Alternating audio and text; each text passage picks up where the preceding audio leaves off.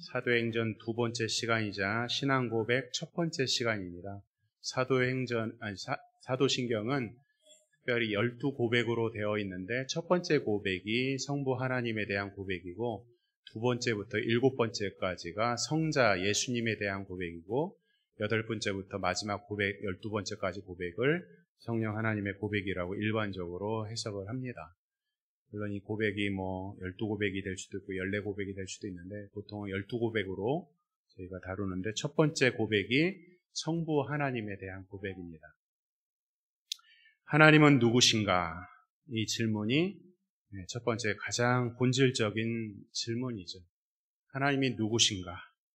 이 하나님이 누구신가에 대해서 우리가 생각할 수 있는 것은 첫 번째는 이 고백에서 전능하사 천지를 만드신 하나님 아버지를 내가 믿사오며 이 고백에서 전능하신 하나님의 능력을 믿습니다. 능력. 두 번째로는 하나님은 어떤 것인가 볼 때에 그분의 성품입니다. 성품. 그분과 우리와의 인격적인 관계 속에서 하나님의 선하시고 자비하시고 인자하신 이런 도덕적 성품을 말하는 것이고 세 번째는 이제 관계인데요. 이제 하나님이 누구신가에 대한 이 고백을 찾다 보면 구약 성경에서는 주로 하나님께서 세상을 창조하신 하나님으로 드러내시면서 본인이 얼마나 능력과 권세가 있는지, 그 다음에 그 성품이 얼마나 자비로우신지를 말씀을 하고 있다가 신약으로 넘어가면 구약에서 보여주지 않는 하나님에 대해서 보여주고 있는데 첫 번째로는 관계라고 했어요. 관계인데 마태복음 28장에 보면 하나님 아버지와 아들과 성령의 이름으로 이런 구절들을 통해서 하나님께서 삼위일체 하나님이시구나 라고 하는 것을 신약 성경을 통해서 보여주시는 거예요. 하나님의 관계, 우리가 소위 삼위일체라고 하는 신앙 고백이 이제 그런 데서 나오고 그런 것뿐만 아니라 하나님과 서로의 이런 관계뿐만 아니라 하나님과 우리와의 관계를 보여주시는 거예요. 창조주 하나님으로 그냥 존재하고 창조주 하나님의 능력과 권세로만 우리에게 보여주시는 것이 아니라 그 능력의 하나님께서 우리의 구원자 되신다. 아버지 되신다. 이런 관계를 보여주는 것이 이제 신약입니다. 예수님이 이 땅에 오시는 내용이 이제 신약의 내용이지 않습니까? 예수님이 오시고 난 다음부터 하나님과의 우리 관계가 본격적으로 이제 구원과 관련되어져서 관계를 이야기를 하고 있는데 그 하나님이 그럼 도대체 어디서 하나님이 누구신지 찾을 수 있는가? 물론 성경입니다. 성경. 우리가 가지고 있는 이 성경을 통해서 하나님이 누구신가를 배우고 그 하나님을 통해서 우리는 이 신앙생활이라고 하는 것을 하는데 성경을 통해서 아까 우리가 이 하나님이 누구신가 첫 번째 신앙 고백에서 그분의 전능하심과 그분의 성품과 그분의 관계를 생각했다 그러면 성경을 통해서는 하나님의 이름이 무엇인가? 그 다음에 하나님은 어떠한 성품을 가졌는가? 세 번째로는 하나님께서 어떤 일을 하셨는가? 이것을 말씀을 하고 있어요. 이것은 다시 말하면 우리의 예배의 핵심이기도 하고 앞에서 찬양을 하셨는데 찬양의 핵심입니다. 찬양의 핵심과 예배의 핵심은 하나님이 누구신가를 찬양하고 예배하는 것이고 그분의 성품을 찬양하는 거예요. 그분이 어떤 일을 하셨는가를 찬양하면서 우리가 예배를 하는 거예요. 우리를 창조하셨구나. 우리를 구원하셨구나. 그 하신 일을 경배하는 것이 바로 예배고 찬양이 되는 것이죠. 그 하나님의 자신이 누구이고 어떤 일을 하셨고 어떤 성품이 있는지를 계속해서 성경을 통해서 우리에게 그 이름으로 보여주시거든요.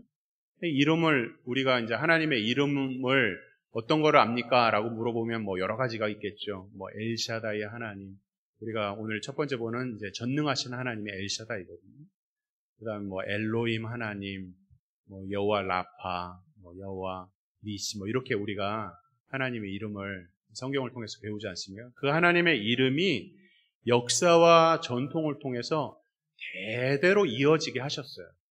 그래서 오늘 우리는 2025년도를 살지만 2000년 전에 살았던 사람들도 하나님께서 자신이 누군가를 자신의 이름을 통해서 보여주셔서 오늘 우리에게까지 와서 그 이름을 통해서 그분이 누구신지 어떤 일을 하셨는지 그런 것들을 알게 되는 거거든요.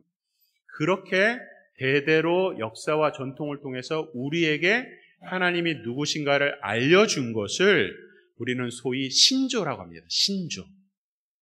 말이 좀 어렵죠. 신조.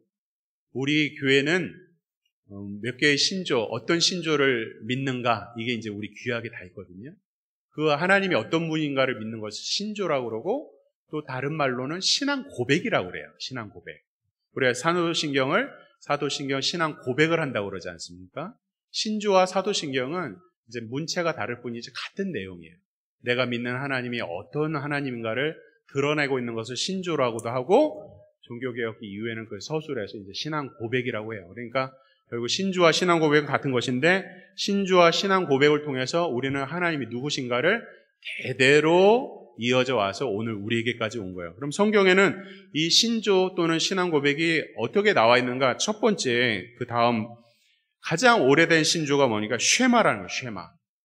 신명기 6장 4절에 보면 하나님은 어떤 하나님이다 하면서 이 하나님에 대해서 문설주에 이렇게 적어놓고 대대로 알려줘라, 이런 내용. 신명기 첫 번째부터 나온 이 쉐마가 바로 하나님이 누구신가를 대대로 알려주라고 준 말씀이에요. 그리고 나서 신약으로 가게 되면은 고린도전서 12장 3절에 보면은 어떤 말씀이 있습니까? 예수를 성령 하나님 아니고서는 이렇게 하나님이라고, 우리 주라고 부를 수 없다는 내용뿐만 아니라, 도마가 예수님을 믿을 때 뭐라고 했어요? 나의 주, 나의 하나님이시다, 이런 고백들이 있지 않습니까? 그런 것들을 거창하게 말하면 신조, 신앙 고백이라고 하는 거예요. 그러니까 신앙생활을 하면서 우리는 알게 모르게 다 신앙 고백, 신조를 다 배우고 있는 거예요.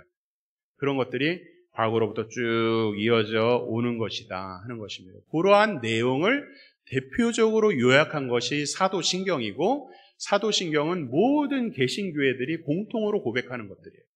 그래서 우리 장로교 합동 측 교단에서도 이 사도신경을 그래서 중요하게 가장 으뜸으로 생각을 하는 거죠. 그 첫 번째 고백이 성부 하나님에 대한 고백인데, 이 성부 하나님에 대한 고백을 통해서 우리는 여러 가지를 생각을 할 수 있지만, 첫 번째는 전능하사 천지를 만드신 하나님, 이 내용이에요. 전능하신 하나님. 근데 이제 이러한 신앙 고백이 지난 시간에 언제 이루어졌냐고 그러면, 이제 예수님의 제자들이 다 죽고 난 다음에 한 AD 한 170년, 80년 이때부터 이제 이 사도신경이라는 고백이 정식으로 이름이 불려진 건 나중에 불려졌지만 이게 쭉 읽혀졌거든요. 근데 그때 당시에 왜 이런 신앙 고백이 나왔는가를 좀 생각해 볼 필요가 있는데, 니케아 신조 한번 보여주시겠습니까? 니케아 신조라고 325년에 니케아 신조가 이렇게 시작을 해요.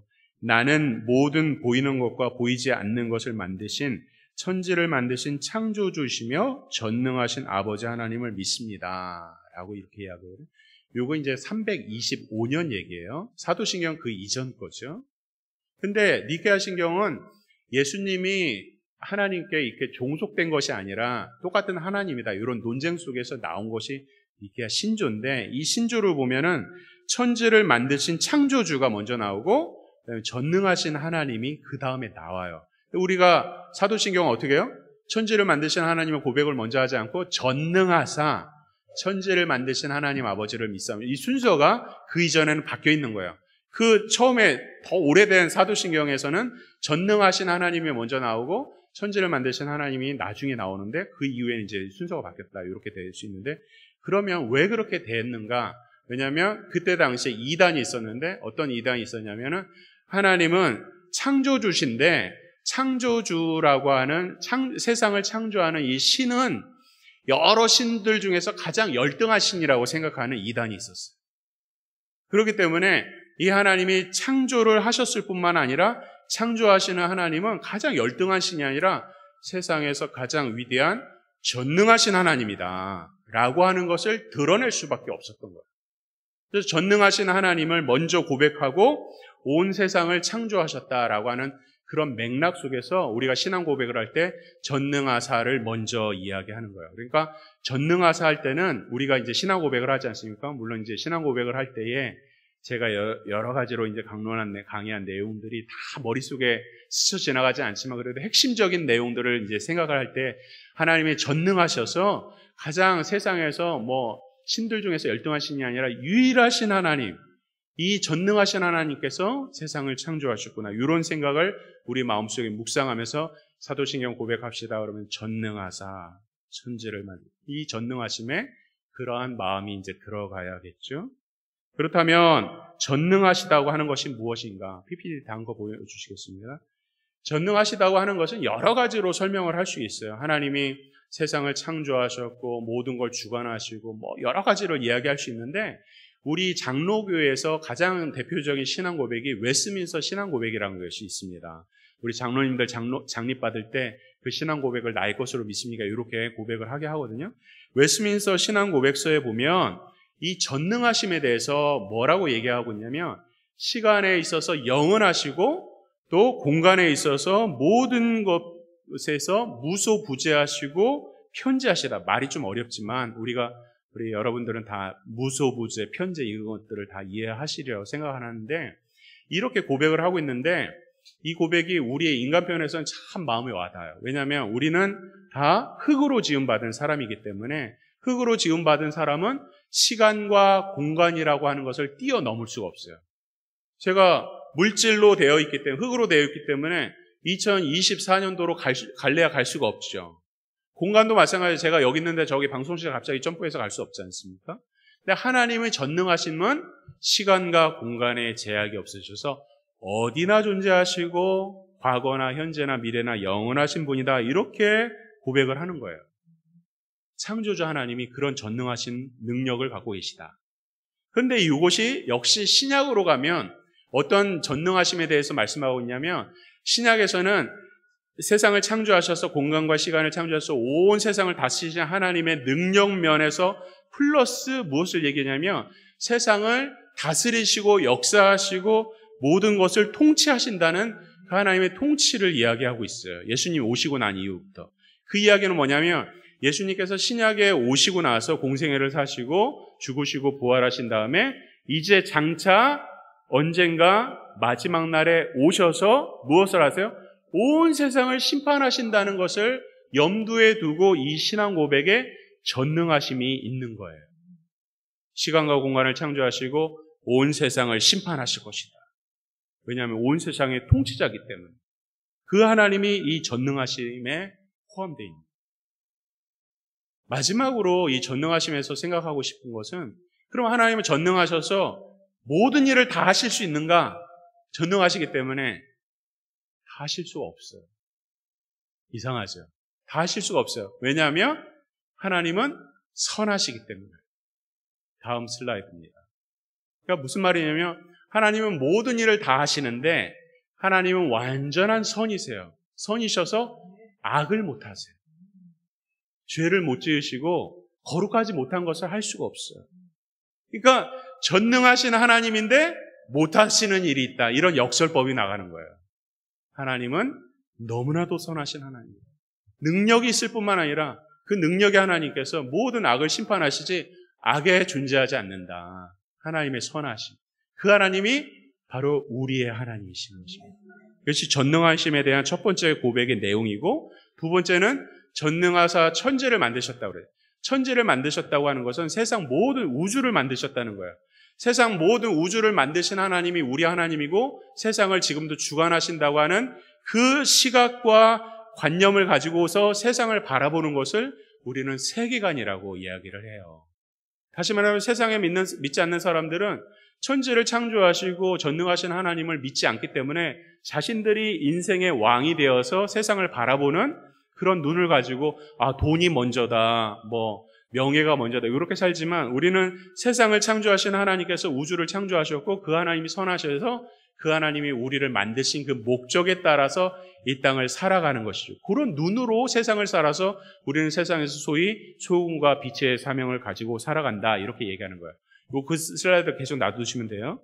근데 그 하나님의 창조를 어떻게 설명할 수 있을까라고 할 때, 우리가 살고 있는 곳은 지금 지구입니다. 지구. 맨 아래 지구가 있죠. 근데 이 지구과학 시간은 아니지만 잠깐만 이 부분을 얘기하면, 지구가 있는데, 우리가 지구가 있고 태양이 있어서 해가 쬐지고 뜨거운 햇빛이 오지 않습니까? 태양을 중심으로 해서 태양계가 형성이 돼요.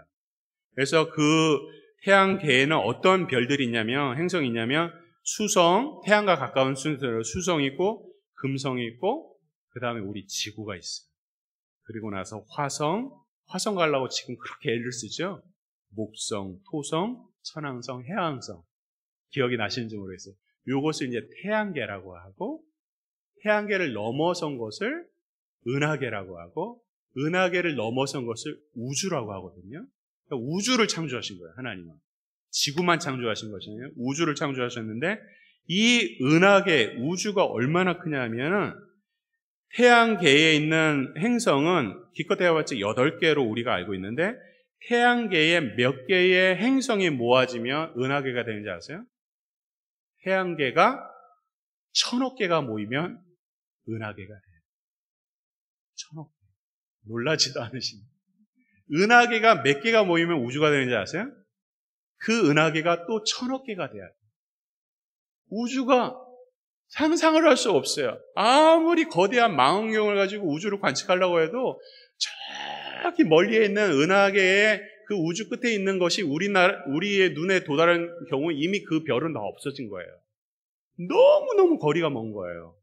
그럼 길이가 얼마냐? 지구의 길이는 1만 킬로미터예요. 그런데 태양계, 아까 말한 8가지 행성의 태양계의 지름이 얼마냐면, 놀라지 마세요. 1000억 킬로미터. 1000억 킬로미터. 그럼 은하계는 얼마나 길이가 되냐면 10만 광년. 지구로 말하면 지구의 10조 배. 길이가. 지구의 10조. 그 다음에 우주는 어떻게 되냐면 은하계의 10만 배. 그러니까 길이가, 숫자가 상상을 할 수 없죠. 그러면 빛의 속도로 한번 따져볼까요? 빛의 속도로 똑딱 할 때 1초 동안에 빛의 속도는 지구를 7바퀴 반을 돌아요. 상상을 할 수 없어요. 지금도 똑딱똑딱 7바퀴 반씩 계속 돌고 있는 거예요, 지구에. 근데 이 속도가 빛의 속도로, 광년이라고 하는 것은 1초가 7바퀴 반을 도는데 1초가 1년 동안에 가는 속도를 광년이라고 해요, 광년. 1초를 광년으로 말하면 얼마나 길겠어요? 근데 빛의 속도로 300억 광년을 날아가야 그게 우주예요, 우주. 그러니까 우주가 얼마나 큰지 알겠죠? 상상을 할 수 없어요. 우주의 크기와 빛과 행성이 뭐 그런 거 따지면 우리 인간 지구는 먼지도 하나도 안 돼요. 먼지. 하나님께서 이 우주를 창조하시고, 태초에 하나님이 천지를 창조하셨다. 천지가 바로 우주 창조를 말합니다. 그 우주 속에서 지구는 먼지 하나도 안 되고, 이 지구 속에서 인간의 존재는 정말 보이지도 않죠. 점도 안 돼요. 그것이 지구예요. 근데 놀라운 것은 뭐냐면 이 거대한 우주 중에 지구만 생명체가 있어요. 그건 믿거나 말거나요. 지구만 생명체가 있고, 이 지구 중에서 가장 특별한 생명체가 바로 우리 인생인 거예요. 하나님의 형상대로 지음받은 인생. 세상에 하나님께서 세상을 창조하실 때 가장 위대한 우주의 창조 중에서 인간이 없으면 이 우주는 아무것도 아닌 거예요. 하나님은 우리 인생을 그렇게 사랑하시는 거예요. 세상에 아무리 우주가 거대해도 인간의 존재, 우리 성도님 한 분 한 분을 위해서 우주를 창조하신 거예요. 우리 성도의 가치가 이렇게 위대한 거예요. 세상을 창조하신 하나님. 그래서 태초에 하나님이 천지를 창조하셨느니라 라고 하는 이 창세기 1장 1절의 이 말씀 안에는 우주와 인간의 기원과 본질에 대한 모든 것이 다 담겨져 있어요. 하나님은 또 얼마나 질서의 하나님이냐면 첫째 날부터 여섯째 날까지 세상을 창조하시지 않았습니까?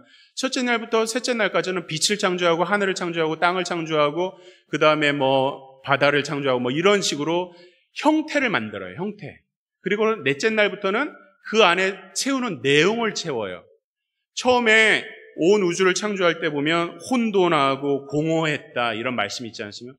혼돈은 뭐냐면 체계가 없었다는 거예요. 하나님 우주를 창조할 첫째 날부터 셋째 날까지 체계를 만들어요.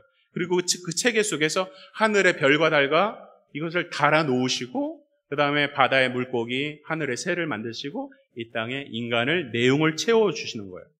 그래서 혼돈이 이제 형태가 생기고 공허함에서 내용으로 채워주는 분명한 이런 하나님의 우주의 질서를 채우시는 분이 바로 하나님이시다. 세상을 위대하게, 우주를 위대하게 창조할 뿐만 아니라 그 우주를 지금도 붙잡고 질서 가운데 운행하고 계신다라고 하는 거예요. 근데 세상에 이 전능하신 하나님, 창조주 하나님을 믿지 않는 많은 반대 세력들이 있어요. 첫 번째는 범신론이라는 게 있어요. 범신론. 그건 뭐냐면 신이나 우주나 인간이나 다 같은 거다라고 해요. 그래서 산에 가면 저기 산신, 뭐 나무신, 돌신, 모든 게 다 신인 거예요. 인간도 신이고 모든 게 다 신이에요. 그렇게 생각하는 종교가 어떤 종교입니까? 힌두교, 불교. 우리는 창조주 하나님을 믿지만 저들은 모든 게 다 신이라는 거예요. 말도 안 되죠. 그다음 또 하나의 잘못된 가르침은 유물론이라는 게 있는데 모든 게 다 물질이라는 거예요. 그래서 우주나 인간이나 자연이나 모든 총합은 결국 같은 것이다 라고 하면서 모든 것이 물질로 되어 있다 라고 하면서 인간의 가치라는 뭐 이렇게 아무것도 소용이 없다 이런 식으로 얘기하는 유물론이 있습니다. 이런 사람들은 어떤 특징이 있냐면 첫째, 창조주 하나님을 믿지 않습니다. 두 번째, 우주와 만물과 인간이 결국 하나다라고 하는 잘못된 생각을 가르치고요. 세 번째, 이 모든 만물의 존재 목적이 없고, 네 번째, 인간의 지으신 목적과 이유가 아무것도 없고 독특성이, 인간의 존엄성, 인격, 인생의 목적 이런 것들이 아무것도 없으니 헛되고 헛된 것이죠. 그러나 성경은 어떻게 해요? 인생이 그런 존재가 아니라 하나님의 창조로 하나님의 형상대로 인생 가운데서 하나님의 영광을 드러내고 반사하고 하나님의 이름을 찬양하기 위해서 우리 인생들을 지으셨다고 분명히 우리를 지으신 목적에 대해서 말씀하고 있으니 세상에서 말하는 유물론이나 힌두나 불교나 이슬람이나 다 거짓된 종교들이고 다 우상숭배고 다 하나님 앞에 마지막 날에 심판을 받는 아주 가공스러운 죄악을 짓고 있는 거예요.